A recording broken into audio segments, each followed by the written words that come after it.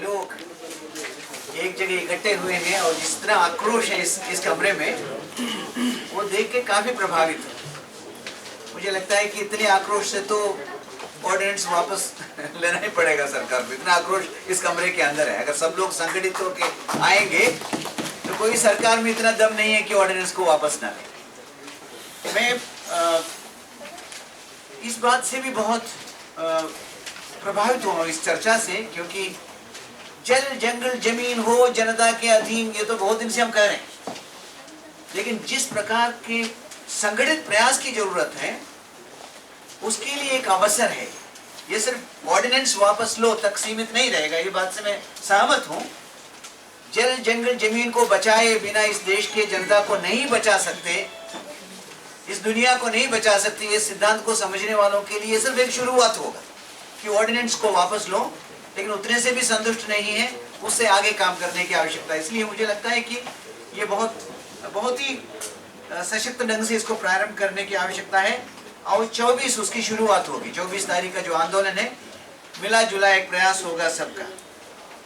मैं 20 तारीख को जो यात्रा है वास्तव में 24 तारीख को ताकतवर बनाने की दृष्टि से है, ठीक है। 20 तारीख को हम चलेंगे ताकि आप सब लोग जब 24 को यहाँ पहुंचेंगे उसके पहले ही थोड़ा माहौल वहां से बना सके, चलते चलते बना सके, मीडिया से बना सके, ताकि एक माहौल बने आपके पहुंचने के पहले कि भूमि को लेके हजारों लोग आ रहे हैं।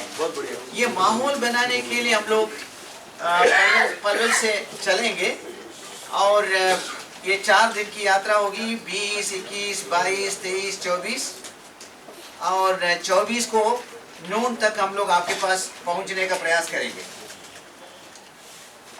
उसमें 2 और मुद्दे हैं, उसका ध्यान रखिएगा, क्योंकि हम लोग सिर्फ अपने ऑर्डिनेंस की बात न करें, जहां और संभावना उसको भी करें।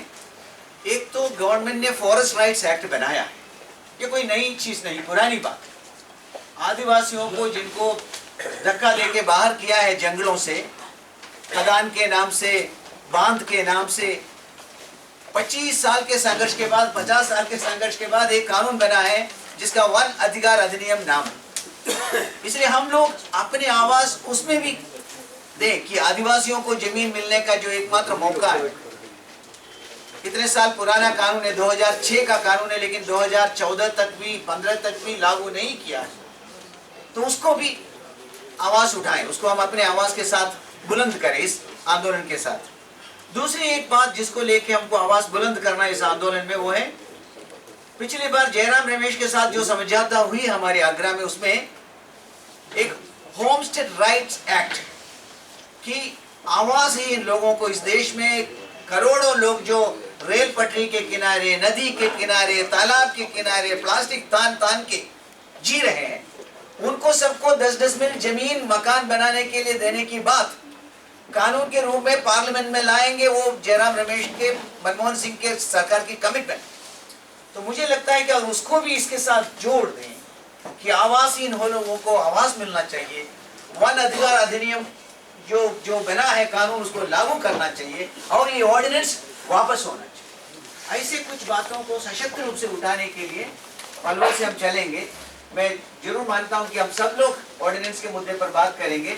साथ साथ अगर इस बात को भी जोड़ सके तो आदिवासियों को, दलितों को, वंचितों को थोड़ा ताकत मिले, उनकी भी उम्मीदों को हम अपने आंदोलन के साथ जोड़ लें, बहुत अच्छा। तो मैं पूर्ण रूप से समर्पित हूँ। मैं इससे सहमत हूँ कि 24 पर फोकस करें और 24 तारीख के आंदोलन के बाद हम लोग बैठकर ये जरूर तय करें कि ऑर्डिनेंस तो वापस लेना ही लेना है, लेकिन उतने से काम नहीं चलेगा।